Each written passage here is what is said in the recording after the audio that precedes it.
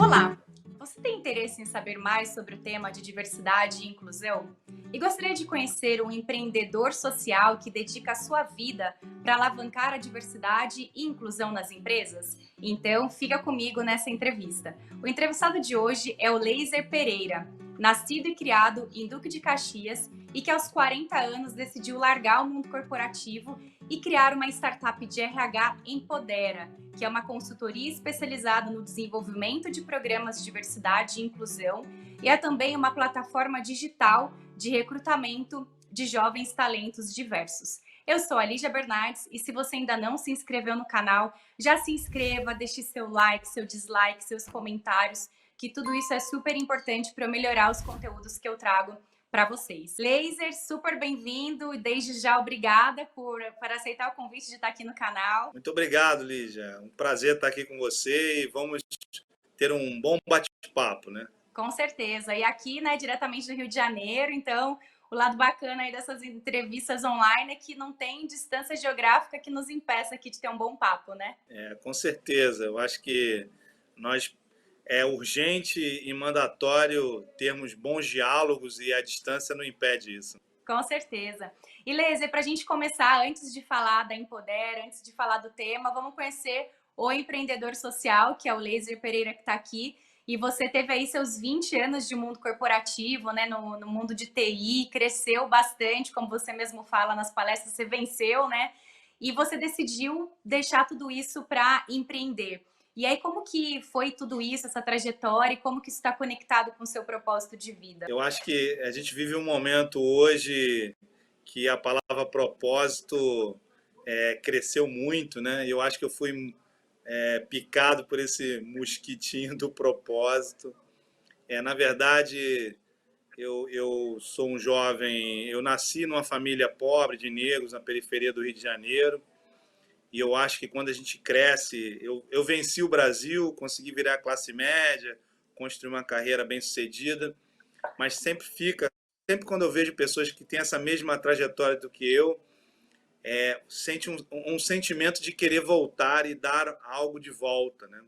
Que é a tal cultura do give back, né? Então, eu acho que hoje eu encontro o meu propósito no sentido de que eu posso ser um servidor do meu país, ajudando a oferecer mais oportunidades a jovens como eu era, né?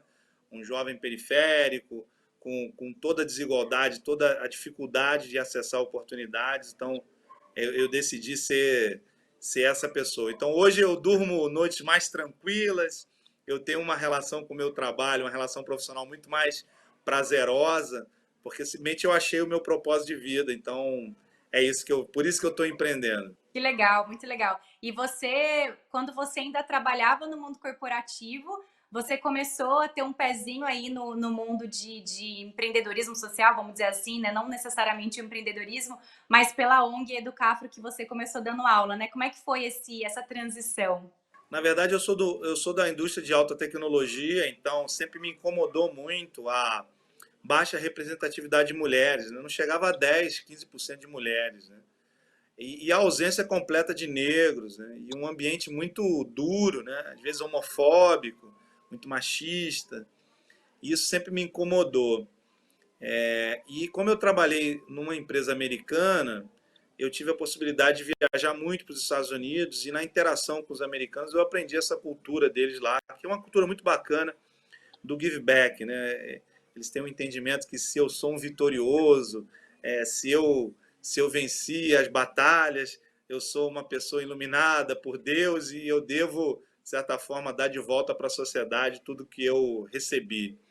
Então, essa conjunção de fatores me fez, acho que, abraçar essa causa de poder empreender e ajudar mais pessoas a conseguirem quebrar o ciclo de pobreza das suas famílias, tornar o espaço corporativo mais diverso, mais inclusivo.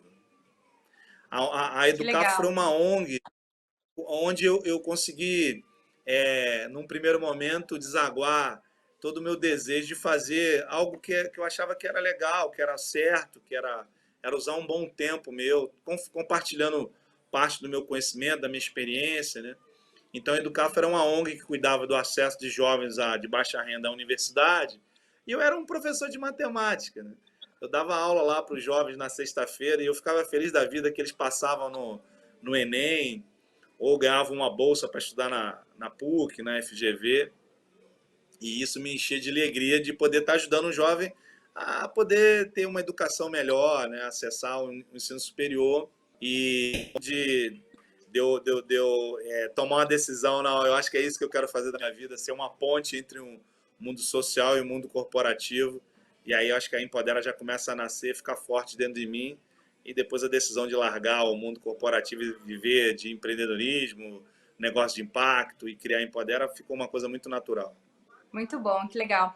E aí um dos pontos também, o Leisa, que eu acho que é legal a gente falar ainda um pouquinho antes de você contar especificamente da Empodera, que é um pouco do que é essa raiz, né, de desigualdade que a gente tem no Brasil. Em muitas das palestras que eu vi suas, né, você cita números de 12% da população que tem acesso ao ensino universitário, e aí a gente vai indo para percentuais muito menores ainda quando a gente fala de público negro, quando a gente fala de mulheres na liderança. Quando a gente fala da desigualdade, o que você considera que é essa raiz aí dessa perpetuação de desigualdade no Brasil? Bom, obrigado aí pela pergunta. Realmente a minha bandeira é a desigualdade. Realmente é o que me traz inquietude, me incomoda, me envergonha, né, do Brasil, né? É vexatório os números de desigualdade que nós temos, né? E de alguma maneira a gente naturalizou isso. E a gente precisa mudar essa coisa, né? Eu viajei mais de 30 países para entender que é possível, né? Então, o meu desejo genuíno é que a gente consiga encontrar esse caminho aqui no Brasil também. E eu acho que existe uma história, né? A gente chegou até aqui com uma história, que é muito, tem alguns pilares muito fortes, que é um racismo muito estruturante, um sistema patriarcal, uma sociedade de privilegiados, né? Então a gente tem, sei lá, 20% de classe média, 80% de pessoas pobres, miseráveis, mas quem se importa com isso, né? Eu acho que a gente vive muito uma cultura de invisibilidade, de indiferença, de descaso. O brasileiro médio ele se anestesiou com a desigualdade. Vivemos no segundo país mais desigual do mundo e a gente acha que isso é normal. Eu acho que o primeiro passo é a gente não achar que isso é normal, a gente ficar inquieto com isso, incomodado, e a gente tentar de alguma maneira colocar a mão na massa para transformar essa realidade, nem que seja um legado para as gerações futuras, né? Nem que seja para o meu neto ou para os meus bisnetos, mas a gente precisa fazer alguma coisa hoje, né? Com certeza, com certeza.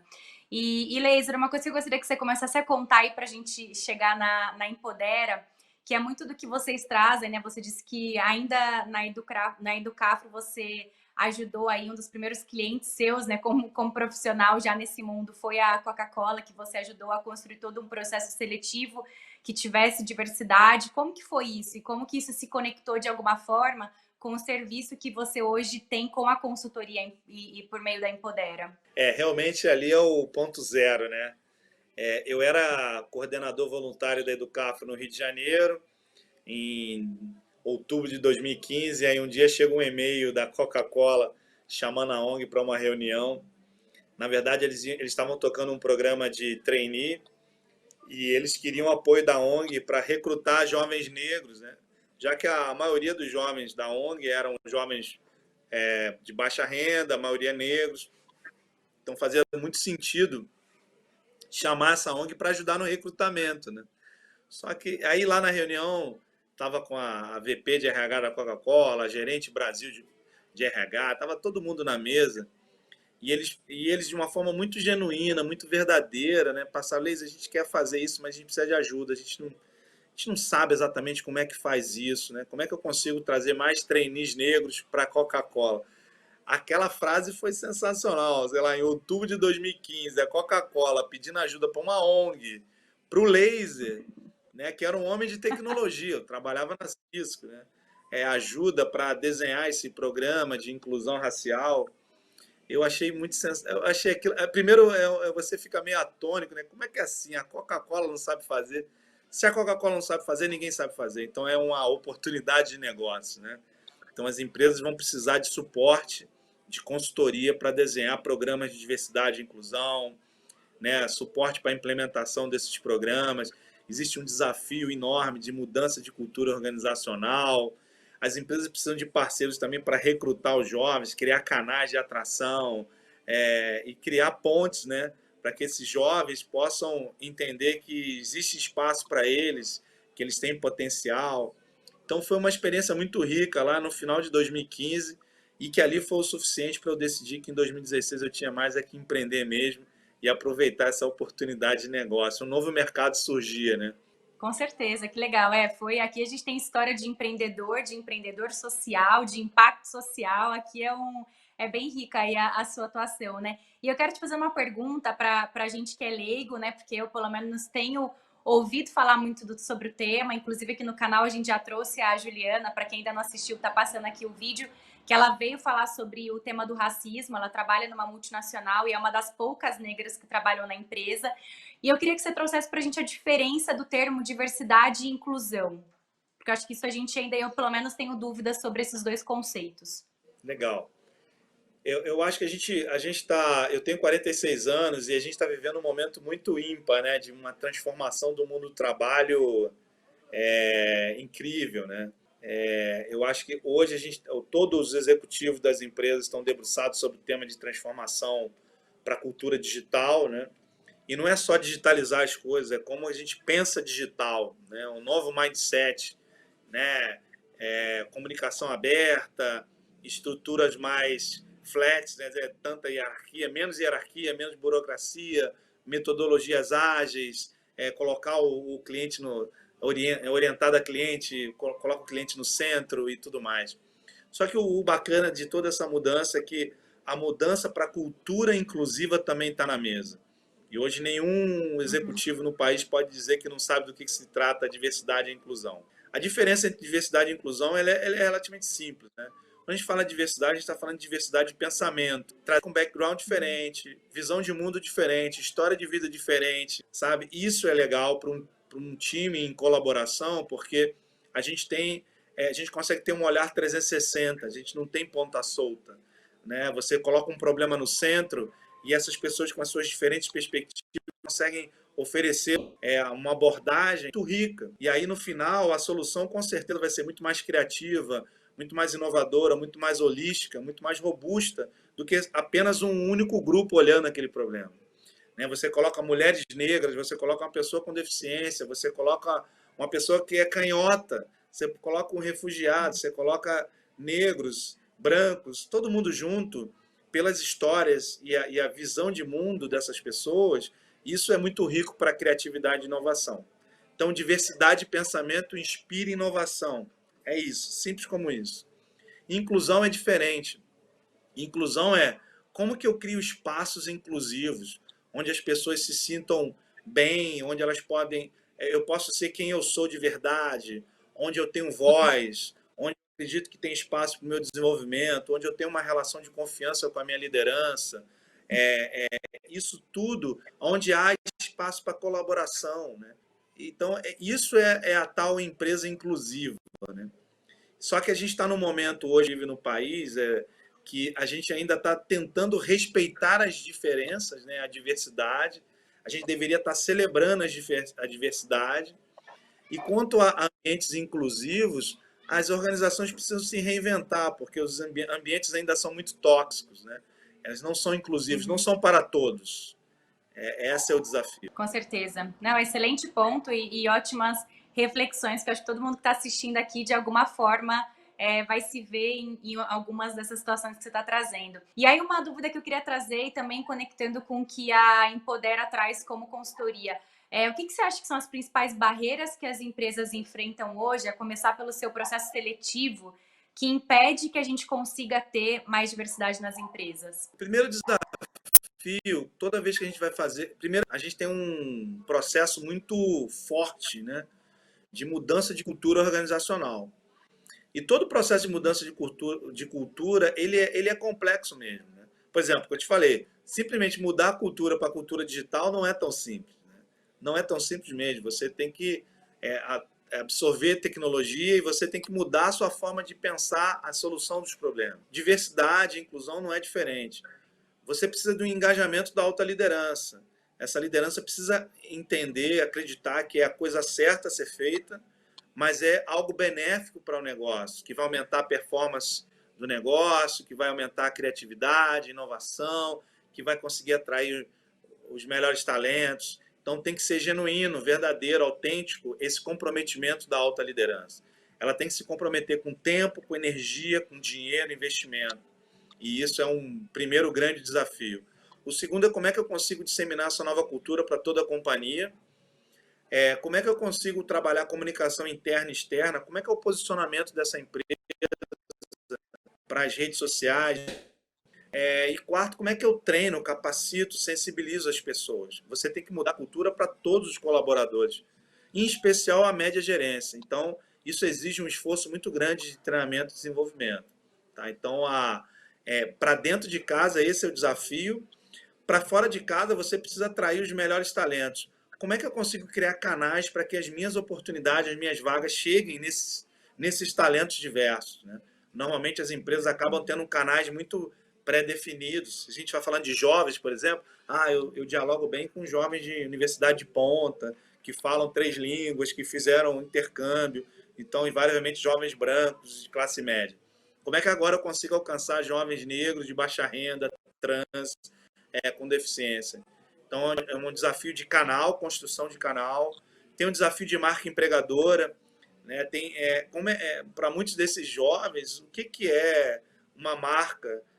Nunca teve no imaginário dele trabalhar nessa empresa. Então, essas grandes empresas, às vezes, precisam trabalhar a marca empregadora também. No recrutamento e seleção, precisa se rediscutir o que é talento, o que é meritocracia, e todos os requisitos, né? Tentar flexibilizar ao máximo. Porque, por exemplo, quando você triga universidade de ponta, inglês fluente, intercâmbio, você já jogou fora quase toda a diversidade que você poderia ter. Só 5% da população no Brasil fala inglês, jovens periféricos não fazem intercâmbio. Mas isso não deixa de existir talento. Jovens de periferia, de favela, são talentosos, têm potência, têm criatividade, têm uma série de competências ali comportamentais que, de certa forma, precisam ser mais valorizadas. Então, acho que num resumo, esses são os desafios. Nossa, esse percentual de 5%, esse eu não tinha visto ainda e concordo 1000% com essa questão. E eu acho que é o que você disse, né? Você coloca esse tanto de requisito, pronto, já funilou, né? Você invariavelmente só vai ter aqueles mesmos grupos, aqueles mesmos perfis e até pensando nos produtos que a empresa vai, né? A conexão com o resultado também vai ser super limitada, né? Com certeza, porque se eu tenho uma empresa que é B2C e ela quer vender para mulheres negras, como é que ela vai vender para mulheres negras se ela não tem nenhuma mulher negra na empresa, sabe? Como é que eu tenho sintonia fina com esse meu mercado, com esse meu consumidor, se eu não tenho essa representatividade na empresa? Hoje, no mercado brasileiro, a gente tem 1,7 trilhão de black money, né? Que é a grana que circula entre os negros, que consomem produtos e serviços. A pergunta é, será que as empresas estão capturando todo esse potencial de mercado? Quando você fala do pink money, que é a grana que circula na população LGBT, dá quase 500 bilhões. Então, a gente quer isso. A empresa tem que ter na sua força de trabalho a mesma representatividade do mercado que ela atende, senão ela perde sintonia fina com esse mercado. Excelente, ótimo ponto. E um outro conceito que eu queria que você trouxesse para a gente aqui, porque a gente comentou agora, né, como que você revê o funil que você tem para contratar pessoas e para ter diversidade dentro da empresa. E aí, uma vez que essa etapa tenha sido atingida, você tem essas pessoas dentro da empresa e aí a gente precisa ter uma liderança inclusiva dentro da empresa. Fala um pouco mais para a gente desse segundo momento, depois que você já conseguiu ter mais diversidade dentro da sua empresa. É verdade. A complexidade está aí, né? Por isso que eu gosto de falar que a gente constrói pontes. Então, a gente está construindo pontes para que a empresa vá até a metade da ponte, e aí o talento diverso vá até a metade da ponte, e aí eles consigam falar a mesma língua, né? Porque a cidade partida que sempre existiu, a gente precisa romper isso, parar de construir muros e construir mais pontes. Hoje, o desafio está dos dois lados. A gente precisa preparar melhor o ambiente para receber essas pessoas. Então, esse ambiente precisa de ser inclusivo, porque não adianta eu trazer o melhor talento, uma mulher lésbica super talentosa, um homem gay super talentoso, uma mulher negra super talentosa, se esse ambiente é tóxico, se esse ambiente é hostil, se esse ambiente tem microviolências, tem a piadinha, sabe? Tem questões, viés inconscientes estão ali rodando o tempo todo. Essa pessoa que é talentosa, que é competente, ela tem duas prerrogativas hoje. Eu escolho a empresa que eu vou trabalhar e com que liderança eu vou trabalhar. Então, significa que se esse ambiente não for alterado, ela não vai ficar. Então, você tem um problema de retenção. Esse de cara é um primeiro problema. Mas o segundo problema é não necessariamente as pessoas. Eu quero contratar a população trans. Não necessariamente essa população está preparada para esse ambiente corporativo. Então, a gente precisa transferir conhecimento para essas pessoas sobre soft skills, sobre planejamento de carreira, sobre postura profissional, sobre uma série de questões que, por uma razão ou outra, elas não tiveram acesso, né? Jovens negros de periferia não têm acesso a planejamento de carreira, mentoria, soft skills. Ninguém sabe o que é soft skills. Então, eu acho que alguém tem que se propor a fazer isso. Hoje a gente faz isso, mais do que identificar talentos, a gente desenvolve, mas cada vez mais a gente tenta envolver as empresas também nesse preparo dessa população que vai ser incluída. Que legal, muito bom. E aí tá dentro do que você faz também dentro da plataforma digital, né, que a Empodera traz. Como que funciona esses eventos ou esses momentos que você faz para trazer esses jovens talentos de diversas etnias, de raça, de comunidade? Como que funciona? Na verdade, hoje eu me sinto um hacker do sistema, né? É como se eu voltasse lá quando tinha adolescente que eu queria mudar o mundo. Então hoje eu sou muito feliz porque eu acho que eu fiz as pazes com o laser adolescente que queria mudar o mundo. E hoje a melhor maneira de você mudar o mundo é dar acesso à informação. Então hoje a gente construiu a plataforma Comunidade Empodera, que é uma plataforma de educação para carreira, preparação para processo seletivo, acesso a vagas, liderança, soft skills. Então, tudo que uma pessoa precisa saber sobre essas coisas está lá. Tem 7.000 conteúdos dos melhores especialistas do Brasil, fora do Brasil, para ensinar essas pessoas o caminho das pedras, né? Porque, invariavelmente, se você é oriundo de classes populares, negro, trans, pessoa com deficiência, você tem um problema que é o bloqueio ao acesso à informação de qualidade, a educação de qualidade, de uma maneira geral. Então, o que a gente está tentando romper com o trabalho que a gente faz não, talento existe em todo lugar, o que a gente precisa entregar para essas pessoas é informação e formação. Na verdade, o que é o mais bacana do que a gente faz hoje mais do que empurrar um monte de conteúdo para essas pessoas, é gerar um diálogo com elas, para que elas possam enxergar a sua potência, que elas enxergar mais abundância do que escassez, que elas possam enxergar que ela tem um lugar, um espaço que é de média, de direito, e que elas têm o direito de ter uma vida confortável, uma carreira bem-sucedida. Isso independente de onde ela nasceu. A gente não escolhe CEP nem família, mas talento é distribuído para todos, né? Com certeza, excelente. E agora, por último, que eu quero que você conte para a gente como uma reflexão final aqui para todo mundo que viu toda essa construção aí do que o Laser fez como profissional e agora como o CEO aí da Empodera. Você tem alguma história, um exemplo de alguma pessoa aí que você trouxe por meio da Empodera com todos os programas que vocês fazem aí de recrutamento? Com certeza, né? Eu acho que o que me move todos os dias é ouvir essas histórias de transformação, porque eu me identifico, né? Na verdade, eu acho que eu estou procurando repetir uma história bem-sucedida que foi a minha, né? De um jovem com muito brilho no olho, com muita faca nos dentes, né? Com muita sede de melhorar de vida, sede de conhecimento, com muita ambição, que de certa forma encontrou o seu caminho, as oportunidades e a coisa deu muito certo. Para não dizer que isso é sorte, né? Eu tento replicar isso, reproduzir. E o que eu posso falar é a história da primeira. Tem dois casos que eu Empodera 01, que foi o Marcos, que foi uma criança de 12 anos de idade. ele era irmão do meu primeiro casamento, a minha esposa, e eu encontrei, era um jovem negro de favela, assim, um futuro promissor vagabundo, como diz a música, né? Que é sem oportunidade, filho de uma mãe solo, semi-analfabeta, sem muita estrutura. E eu estendi a mão para aquele jovem e ofereci ele uma bolsa de estudos para ele dançar, dança de salão. Eu não queria que ele ficasse na favela o dia inteiro, eu queria que ele só tivesse um tempo para ele se divertir, para ele dançar e, quem sabe, aprender uma profissão.